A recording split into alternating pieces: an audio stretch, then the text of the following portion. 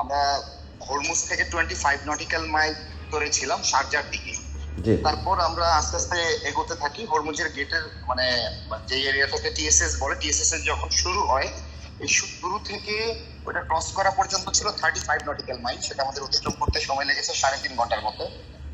জাহাজের স্পিড ছিল 10 nautical mile.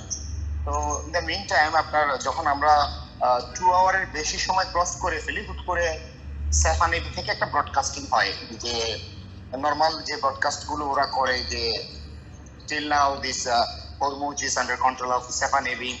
তো এই লাইনটার পরে নর্মালি ওরা বলে no merchant vessel is allowed in our strait without permission. But ওই দিন ওরা একটু ডিফারেন্ট কোড ইউজ করে, সেটা বলে ওরা বলছিল যে আমরা কোন রকম মিলিটারি ভেসেল এখানে অ্যালাউ করব না।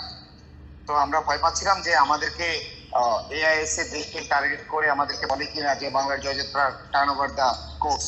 লাস্ট টাইম সি অ্যাটেম্পটে যারা যে কাজটা ওরা করেছিল, আমরা কিন্তু এর আগেও 3বার অ্যাটেম্প নিয়েছিলাম। তো আমরা যখন কাছাকাছি গিয়েছি হরমুজ ক্রস করবো বা হরমুজের ঢোকার ইন্টারনেটসের আগে, তখন কিন্তু ওরা বলেছে যে stop here and turn over the course. তো এই ভয়টা খুব বেশি কাজ করতেছিল। তো আলহামদুলিল্লাহ ওই দিন এই ধরনের অনাকাঙ্ক্ষিত কোনো ঘটনা ঘটেনি।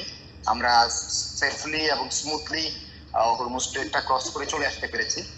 আর সেটা তো একটা মানে অবরুদ্ধ একটা সময় ছিল আমাদের 4.5 মাসের মতো। আমরা জাহাজে আপনার সমস্ত ফেসিলিটি থাকার পরেও যে একটা মৃত্যু কূপের যে প্রতিনিয়ত যে ভয়টা, এই ভয়টা তো প্রতিটা মানুষকেই মানে এই জাহাজে যে নাবিকরা ছিলেন সবাইকেই তাড়া করে বেরিয়েছে।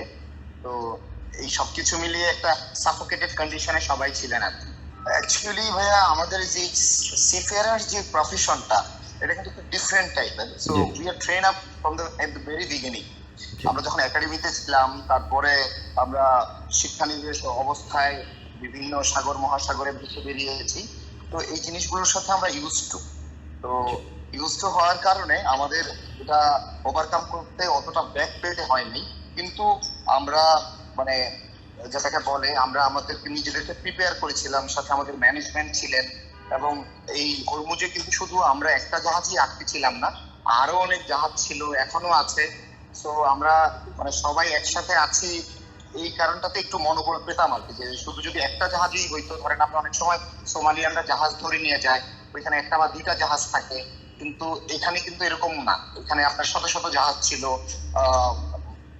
মেডিটেরিয়ান শিপিং কোম্পানি থেকে শুরু করে আপনার ইপিএস এর জাহাজ পর্যন্ত, মানে শিপিং ইন্ডাস্ট্রিতে যত বড় বড় কোম্পানি গুলো আছে সবারই জাহাজ ছিল। বাংলাদেশি জাহাজ হিসেবে শুধু বাংলার জয়যাত্রা এখানে আটকে ছিল। অতটা আশাহত আমরা হইনি, কারণ ওই সময়টাতে আমরা যেহেতু দুবাইয়ের কোস্টে ছিলাম, দুবাইয়ের কোস্টে থাকার কারণে দুবাই কিন্তু কন্টিনিউ আমাদেরকে আপনার ওদের এয়ার বেস ইউজ করে ওরা যে ধরনের এয়ার মানে সাপোর্টটা, তারপরে ওদের কোস্ট গার্ড ওরা কিন্তু আসতো প্রায় যে আমরা আমাদের কোনো প্রবলেম হচ্ছে কিনা। এবং আপনি জানেন একটা জাহাজে যখন অ্যাটাক হয় তখন কিন্তু ওমানিয়ান নেভি এসে ওদেরকে আপনার রেস্কিউ করে নিয়ে যায়। জি, অপ্রীতিকর ঘটনার জন্য তৈরি ছিলাম মানসিক ভাবে। আসলে হয়নি, কিন্তু হতে পারতো আর কি অনেক কিছুই। হয়তো অবশ্যই ছিল, ভয় পেতাম। কারণ একটা জিনিস হচ্ছে একটা যুদ্ধের মধ্যে থাকা আর বাইরে থেকে যুদ্ধকে কল্পনা করা, দুটার মধ্যে একটা ভীষণ রকমের একটা পার্থক্য থাকে। ফার্স্ট অফ অল আমরা যারা ম্যানেজারিয়াল লেভেলে আছি, আমাদের তো এই ধরনের ধরেন মানসিকতা মানুষ হিসেবে আসাটা স্বাভাবিক যে এখানে আমরা আছি, আমরা কিভাবে নিজেদের লাইফটাকে রেস্কিউ করতে পারি। কিন্তু সবার আগে কিন্তু রাষ্ট্রীয় প্রতিষ্ঠানের যে রাষ্ট্রীয় সম্পদের যে দায়িত্ব নিয়ে আমরা এখানে আছি, এটার ব্যাপারে কিন্তু আমাদের মানে কোনো ছাড় দেওয়ার কোনো অপশন এখানে নেই। সো আমি আমার ইঞ্জিনিয়ারিং ডিপার্টমেন্টের হেড হিসেবে আমি যদি আমার মনোবল হারিয়ে ফেলি, ওই অবস্থাতে কিন্তু আমার সাবঅর্ডিনেটস যারা আছেন ওরা কিন্তু মনোবল ধরে রাখতে পারবে না। আর এখানে কিন্তু আমরা একসাথে শুধু একটা কাজ করি না, আমাদের একসাথে দুইটা কাজ করতে হয়। একটা হচ্ছে আমাদের লাইফকেও সেভ করতে হয়, পাশাপাশি আমরা যেই ভেসেলটার দায়িত্ব নিয়ে আছি ভেসেলটাকে আমাদেরকে সেভ করতে হবে। সো ভেসেলটা যতক্ষণ পর্যন্ত সেফ থাকবে ততক্ষণ পর্যন্তই আমরা সেফ। এবং আমাদেরকে কিন্তু এখানে রাষ্ট্র পাঠিয়েছে ওই ভেসেলটাকে সেভ করার দায়িত্ব দিয়ে পাঠিয়েছে। তো যে কোনো at any cost we have to save our vessel. That was our moral বলতে পারেন। বুঝতে পারছি, আমাদের এটার সাথে কোনো মানে আপোষ করার কোনো অপশন নেই। মানে লাস্ট মুহূর্ত পর্যন্ত আমাদেরকে ট্রাই করে যেতে হবে ভেসেলটা যেন সেফ থাকে। কারণ এখানে শুধু তো ভেসেল না, ভেসেলের মধ্যে আপনার যে কার্গোটা আছে ওর প্রাইসও হয়তোবা $3 মিলিয়নের উপরে, মানে প্রাইস আর কি, $1 উপরে প্রাইস, যে আমরা যে শার্টটা ক্যারি করেছি। আর আপনার যখন যুদ্ধটা শুরু হয় ওটা আনএক্সপেক্টেড ছিল। আমরা জামাল আলী পোর্টে ছিলাম, সাডেন আমাদের খুব কাছাকাছি দূরত্বের মধ্যে এই মিসাইলটা অ্যাটাক হয়, এবং আপনি জানেন ওই যে প্ল্যানটা ছিল ওটা একটা ওয়েল প্ল্যান ছিল। তো ওয়েল প্ল্যান থাকাতে আমরা খুবই ভাগ্যবান যে কোনো ডিপোতে ডিরেক্টলি মিসাইলটা অ্যাটাক করে নাই। তাহলে যদি করতো, ওটার যে ভাইব্রেশন হইতো, ভাইব্রেশনে জাহাজ আমরা সবাই উড়ে যেতাম। বাট ওটা যেখান থেকে অপারেট করে ওইখানটাতে ওরা ওই হিটটা করে। তো সেজন্য ওরকম কোনো ক্যাজুয়ালিটি আমাদের মধ্যে হয়নি আলহামদুলিল্লাহ। তো ওই যে একটা আতঙ্ক ঢুকে যায় আমাদের মধ্যে, ওই আতঙ্ক কিন্তু প্রতিনিয়তই আমাদেরকে তাড়া করতো। আর আপনি মিডল ইস্টে যারা আছেন তাদের সাথে যদি কথা বলেন আপনি জানতে পারবেন, যখনই একটা মিসাইল অ্যাটাক হয় ওই মিডল ইস্টের ভিতর থেকে প্রত্যেকটা মোবাইলের মধ্যে ওই ইমার্জেন্সি অ্যালার্ম চলে আসে। তো আমার মনে হচ্ছে যে আমি হরমুজ ক্রস করে আসছি, এখনো আমার কানে ওই আপনার মিসাইল অ্যালার্মটা বাজে, আমি আতঙ্কিত হয়ে যাই, মোবাইলের মধ্যে এই বুঝি মিসাইল অ্যালার্ম বেজে উঠলো, এরকম ব্যাপারটা কাজ করে আর কি। আর যখন হরমুজ ক্রস করতেছিলাম, আসলে স্টিল নাও আমি তখন ফুজাইরাতে আছি, এখনো আমার বিশ্বাস হচ্ছে না যতক্ষণ না পর্যন্ত ওই সি ছেড়ে ল্যান্ডে না আসতেছি ততক্ষণ পর্যন্ত ওই ট্রমা, ওই আতঙ্ক কেটে উঠবে না। এটা এত সহজ না। আমরা যত সহজে বলতেছি, আমরা যখন এই সিচুয়েশনের ভিতর দিয়ে যাই ওই ঘটনার সাথে এবং বলার মধ্যে অনেক পার্থক্য থাকে। 28শে মার্চে যেই প্রথম অ্যাটাকটা হয় সেটা আমাদের জাহাজের সামনেই হয়, আপনি বলা যেতে পারে 500 মিটার সামনে। ওই আপনার প্ল্যান্টের যেই আপনার অপারেটিং সেন্টারটা ছিল ওইখান থেকেই হয়েছে। তো ওইখানে কিন্তু ওটা সাগরের পাড়েই ছিল, সরে ছিল। তো 3টা টাগবোট মিলে 3.5 ঘন্টা ট্রাই করার পরেও ওই আগুন নিভে নাই। আপনারা হয়তো বা বিভিন্ন মিডিয়াতে, ছবিতে, ভিডিওতে দেখেছেন ওই আগুনের বিভীষিকা কি রকমের ছিল। তো ওইখানে 3টা জাহাজ ছিল, ইমিডিয়েটলি 3টা জাহাজকেই কিন্তু বের হয়ে যেতে হয়েছিল, ওটা আশেপাশে কেউ থাকেনি ওই সময়টাতে। ব্যক্তিগত প্রতিক্রিয়াটা ছিল হচ্ছে আমাদের মানে এনিহাও বের হয়ে আসতে হবে। অ্যাকচুয়ালি তো এগুলা অনেক ডিপ্লোম্যাটিক ইস্যু থাকে, আমরা তো জাহাজে we just follow the order and আমরা কমপ্লাই করে যাই ইন্টারন্যাশনাল রুলস গুলো। কিন্তু এখানে ডিপ্লোম্যাটিক যে ইস্যুগুলো আছে এগুলোর সাথে আমাদের গভর্নমেন্ট কানেক্টেড ছিল, আমাদের ফরেন অ্যাফেয়ার্স কানেক্টেড ছিল, আমাদের এই এশিয়ার নর্থের যে ফরেন অ্যাফেয়ার্স এর হেড আছেন বশির স্যার, উনি কানেক্টেড ছিলেন। তো ওনারা কিন্তু প্রতিনিয়ত বলতেছেন যে আমরা তেহরানের সাথে কন্ট্যাক্ট করতেছি, তেহরান মানে আমাদের ব্যাপারে শিথিল আছে, তো very soon will get the good news, so আপনারা রেডি থাকেন, স্ট্যান্ড বাই থাকেন। তো আমরা কিন্তু ওই সময়টাতে আমরা নর্মাল যে মেনটেনেন্স করি জাহাজের জন্য, তখন আমরা আরো বেশি অ্যালার্ট থেকে আরো বেশি রেসপন্সিবিলিটির সাথে কাজ করতাম। কারণ ধরেন আমরা জাহাজটা চালাচ্ছি, জাহাজ আপনার স্টিমিং এ আছে সির মধ্যে, সাডেন যদি কোনো ব্রেকডাউন হয় আমরা কিন্তু এখান থেকে ফিরে আসতে হয়, আমাদের ব্যক্তিগত কর্ম এফিসিয়েন্সির কারণে সেটা কিন্তু সেই দায় কিন্তু গভর্নমেন্ট নিবে না। তো আমরা এই জন্য আমাদের যে পিএমএস বা আমাদের আদার্স যে মেনটেনেন্স কাজগুলো থাকতো এগুলো আমরা খুব মানে পারফেক্টলি করার ট্রাই করতাম, এবং আমরা অলওয়েজ স্ট্যান্ড বাই থাকতাম, রেডি থাকতাম যে কোনো সময় যখনই অর্ডার আসবে আমরা যেন হরমুজ ক্রস করে ফেলতে পারি। এবং আমি না, আমার পুরো টিম এবং আমাদের জাহাজের সবাই এরকম অ্যালার্ট ছিলেন। কারণ আগে তো আমাদেরকে এই যুদ্ধ অবস্থা থেকে বের হয়ে আসতে হবে, যতক্ষণ না পর্যন্ত আমরা যুদ্ধ অবস্থা থেকে বের হয়ে আসতে পারতেছি না ততক্ষণ পর্যন্ত কিন্তু আমরা সেফ না। বুঝতে পারছি। প্রেজেন্ট যে এমএলসি রুলস আছে এই রুলসে প্রত্যেকটা সিফেয়ারার্স এর রাইট হচ্ছে কোম্পানি ওদেরকে যথেষ্ট পরিমাণ ইন্টারনেট সুবিধা দিবে, যে ইন্টারনেট সুবিধা দিয়ে তারা তাদের পরিবার পরিজন এবং ব্যক্তিগত যত কমিউনিকেশন আছে করতে পারে। তো এই ব্যাপারে কোনো প্রবলেম ছিল না। কিন্তু মাঝে মধ্যে যখন অ্যাটাক বেশি পরিমাণে হইতো তখন ওরা জ্যামিং করে আপনার জিপিএস গুলো জ্যামিং করে দিত, তখন আমরা নেটওয়ার্ক পাইতাম না। সেটা হয়তোবা দিনে 5-6 ঘন্টার জন্য এরকম হইতে পারতো।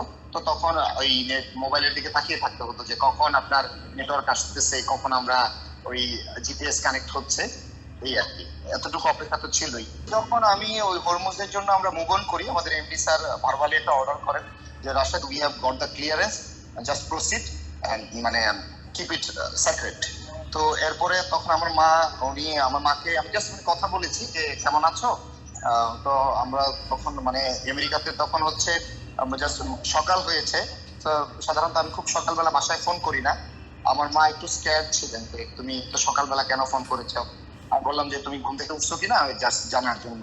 এরপরে তো আমরা মানে মেন ইঞ্জিন স্ট্যান্ড বাই করে চলে আসি, বাসায় বলিনি, কারণ এটা আসলে অনেক কিছুই হইতে পারতো। কারণ আমরা লাস্টের সেকেন্ড টাইমে আমরা যখন অ্যাপ্রোচ করি ওই সময়টাতে একটা জাহাজের মধ্যে ডিরেক্টলি হিট করছে, ওটা আমরা আমাদের যে ভিএইচএফ আছে ওই ব্রডকাস্টিং এ শুনতে পাচ্ছিলাম। ওরা বলতেছে just turn over the course and stop the engine, then they doesn't give them the time, ওরা হিট করে দিয়েছে। তো আমরা কিন্তু ওদের পিছনেই ছিলাম। তো সেম ঘটনার আমাদের সাথেও কিন্তু ঘটতে পারতো। এটা তো ডিপেন্ড করে আমাদের অ্যাটাকটা কোথায় হয়েছে। যদি ব্রিজে হয়, যেখান থেকে ব্রিজ হচ্ছে, যেখান থেকে আমরা জাহাজটা অপারেট করি। আর সাধারণত এখন ওরা যেই লেভেল যে সিস্টেম অ্যাটাক করতেছিল, ম্যাক্সিমাম অ্যাটাক গুলো হচ্ছিল ইঞ্জিন সাইডে, মানে ইঞ্জিনটা তো আমাদের জাহাজের পিছনের দিকে থাকে, প্রোপেলার সাইডে। তো আমাদের যে ইঞ্জিন কন্ট্রোল রুম আছে এটা হচ্ছে ডবল বাল্কেট। তো আপনি যতই আপনার এখানে মিসাইল অ্যাটাক হোক, একটা নির্দিষ্ট সময় পর্যন্ত ওই ইঞ্জিন কন্ট্রোল রুম এরিয়াটা সেফ, এবং ইমার্জেন্সি এক্সিট দিয়ে মানুষ বের হয়ে আসতে পারবে। এবং এখন আপনি দেখেছেন কিনা লাস্ট যে ইনসিডেন্ট গুলো ঘটেছে, ওই ইনসিডেন্ট গুলাতে কিন্তু সিফেয়ারাসরা ওদের ভেসেল লিফট করেনি, ওরা ভেসেলই ছিল। পাশাপাশি দেশ থেকে আপনার এয়ারফোর্সের রেস্কিউ টিম এসে ওদেরকে রেস্কিউ করে নিয়ে গিয়েছে। তো আমাদের প্ল্যানিং ছিল যদি এই ধরনের কোনো ঘটনা ঘটে তাহলে আমরা ওই সেফ এক্সিট দিয়ে আমাদের সেফ যে মাস্টার স্টেশন আছে ওইখানে চলে আসব, এবং আমাদের ব্রিজ থেকে কোস্টাল যেই সিকিউরিটি সিস্টেম আছে এই সিকিউরিটি সিস্টেমদের জানানো হবে এবং রেস্কিউ টিমকে অবহিত করা হবে। এবং আমরা যখন এই ধরনের স্টেপ নেই, আমাদের সাথে কিন্তু আপনি জানেন কিনা জানি না, লাস্ট ডেতে আমরা যখন হরমুজ ক্রস করতেছিলাম, আমাদের এমডি স্যার থেকে শুরু করে মাননীয় মন্ত্রী, মাননীয় প্রতিমন্ত্রী এবং প্রধানমন্ত্রীর কার্যালয় থেকেও একজন মানে সদস্য, উনি আমাদের সাথে ওই বিগ যে মনিটর আছে ওইখানে মেরিন ট্রাফিকে অবজার্ভ করতেছিলেন যে বাংলার জয়যাত্রা আর কত সময়ের ভিতরে আপনার এই হরমুজ স্ট্রেট ক্রস করতেছে, সবাই কিন্তু মনিটরিং এ ছিলেন। আমি এর আগেও একটা অ্যাক্সিডেন্ট করেছি, এটা হচ্ছে আপনার জানা আছে হয়তো, এই বাংলার সৌরভ জাহাজ আপনার এই 2024-এর অক্টোবরের 4 তারিখে ব্লাস্ট হয়। যদি 30 তারিখে হয় আর সৌরভ 4 তারিখে হয়, আমি সৌরভও ছিলাম। তো ওইটা আরো বেশি ঝুঁকিপূর্ণ ছিল, যদিও দেশের ভিতরে কোস্টগার্ড এসে আমাদেরকে রেস্কিউ করে। বাট আমার কাছে কম্পারেটিভলি ওই সৌরভের যে অ্যাক্সিডেন্টটা ওটা বড় মনে হয়েছে। এটা তো আসলে একটা বৈশ্বিক ইস্যু, এটার সাথে সবাই মানে অ্যাডজাস্ট করার জন্য, প্রোটেকশন নেওয়ার জন্য সবাই সবার মতো করে রেডি ছিল। কিন্তু সৌরভে যে ঘটনাটা ঘটেছে ওটার জন্য কিন্তু আমরা কেউ রেডি ছিলাম না। আমরা ক্রুড ক্যারিয়ার ছিলাম, 11,700 মেট্রিক টন তেল ছিল। আমরা আলসাইন করে যেছিলাম ওই সময়টাতে, রাত 12:40 সৌরভ ব্লাস্ট করে আর কি। ওকে, ওইখানে কিন্তু আমার একজন কলিগ সাদিক মিয়া, উনিও মারা গিয়েছে। তবে এখানে আমি যে জিনিসটা অ্যাড করতে চাই সেটা হচ্ছে আমাদের সবচেয়ে বেশি ভালো লেগেছে এই ব্যাপারটা। আপনি জানেন আমি বাংলাদেশ মেরিন একাডেমি 47 ব্যাচে, আমার একটা ব্যাচমেট ছিল হাদিসুর রহমান, যে বাংলার সমৃদ্ধি জাহাজে শহীদ হয়। তো আমি ওর উদ্দেশ্যে বলতে চাচ্ছি, মানে ওর প্রতি শ্রদ্ধা রেখে, যে এখন গভর্নমেন্ট যেই ধরনের স্টেপ নিয়েছে জাহাজটাকে ওয়ার জোনে আসার পর থেকে, যে ধরনের সাপোর্ট এবং যেরকম ওদের যেই আমাদের প্রতি রিফ্লেকশন গুলো ছিল, আমার মনে হয় ওই সময়টা তো আমি কিন্তু বাংলাদেশ শিপিং কর্পোরেশনেই ছিলাম। সো ওই বাংলার সমৃদ্ধি জাহাজের প্রতি যদি ওই ধরনের স্টেপ নেওয়া হইতো তাহলে আমরা আমাদের ব্যাটসম্যান হাদিসকে হারাইতাম না, আমাদের হাদিস আমাদের মাছ থেকে চলে যেত না। কারণ ওই সময়টাতে আপনার ইউক্রেনের মধ্যে এরকম যুদ্ধ অবস্থা ছিল, এবং যুদ্ধ অবস্থার মধ্যে জাহাজটার মধ্যে আপনার ড্রোন অ্যাটাক হয় এবং ব্রিজেই ডেড স্পট হয় আমার ব্যাটসম্যান হাদিসুর রহমানের। তো এই জন্য আমি গভর্নমেন্ট, আমাদের প্রতিষ্ঠান সবাইকে ভীষণ রকম কৃতজ্ঞতা জ্ঞাপন করি যে ওনাদের এই দূরদর্শী যেই সিদ্ধান্ত ছিল, নেতৃত্ব ছিল, এই নেতৃত্বে আমরা সেফলি বের হয়ে আসছি। তো সেম জিনিসটা যদি সমৃদ্ধির সাথে হইতো, সমৃদ্ধি জাহাজটাও আমরা হারাই না আর আমরা আমাদের ব্যাটসম্যানকেও হারাই না। আসলে ভাইয়া দিন শেষে কিন্তু আমরা সবাই দেশের জন্য কাজ করি, কিন্তু দ্য বেসিকেরা সবসময় আমি বরাবরই বলেছি পর্দার আড়ালে থেকে যায়। এই যে এখন আপনারা যেরকম আগে আসতেছেন, আমাদের ব্যাপারে কথা হচ্ছে, সব জায়গায় আমাদের জন্য আপনারা ভয়েস রেজ করতেছেন, এই অপরচুনিটি গুলো কিন্তু একসময় ছিল না। এবং যেহেতু আমরা এই কমিউনিকেশন একটা বিশাল গ্যাপ থাকার কারণে আমরা সব জায়গায় কমিউনিকেট করতেও পারি না, সেজন্য আমরা সবসময় বিহাইন্ড দ্য সিনে থেকে যাই। কিন্তু দেশের জন্য যে আমাদের কন্ট্রিবিউশন, আপনি হয়তো বা আমাদের এমডি স্যারের কাছ থেকে শুনেছেন, এই জাহাজটা কিন্তু বসেছিল last 4.5 months, but say earn করেছে 24 কোটি। এটা কিন্তু দেশের যে ইকোনমি আছে ওইখানে কিন্তু কন্ট্রিবিউশন হয়েছে। বাংলাদেশের সরকারি প্রতিষ্ঠান হিসেবে একটা প্রতিষ্ঠান দেশের জন্য আর্ন করতেছে, ডলার আর্ন করতেছে, এবং এই ডলার আর্নের যেই মানুষগুলো, এই মানুষগুলো আমরা করে দিচ্ছি। আমরা আমাদের দায়িত্ব সঠিকভাবে পালন করতেছি বলেই তো এখানে কোনো লস হচ্ছে না। কিন্তু এটা অ্যাপ্রিসিয়েশন আমরা চাই, মানে একটা ন্যূনতম অ্যাপ্রিসিয়েশন থাকে, yes they are doing something for the country. আমরা 6 মান্থ বা 4 মান্থস বা 9 মান্থস আমাদের বিভিন্ন পিরিয়ডের কন্ট্রাক্ট থাকে। আমরা যারা ম্যানেজারিয়াল লেভেলে আজকে আমাদের 4 মান্থস কন্ট্রাক্ট, এরপরে সেকেন্ড অপশন থেকে যারা শুরু হয় ওদের 6 মান্থ, এবং যারা ক্রুরা আছে ওদের হচ্ছে 9 মান্থসের কন্ট্রাক্ট। তো ম্যাক্সিমাম আমাদের কন্ট্রাক্ট শেষ হয়ে গিয়েছে। আমাদের নেক্সট ভয়েস হচ্ছে আপনার Fujairah two Durban, south আফ্রিকাতে। South আফ্রিকাতে যাওয়ার পরে আমরা ম্যাক্সিমাম ক্রু রিপার্টিশন হয়ে যাবে, আমরা ম্যাক্সিমাম চলে আসবো বাংলাদেশে ইনশাআল্লাহ ফ্লাইট করে।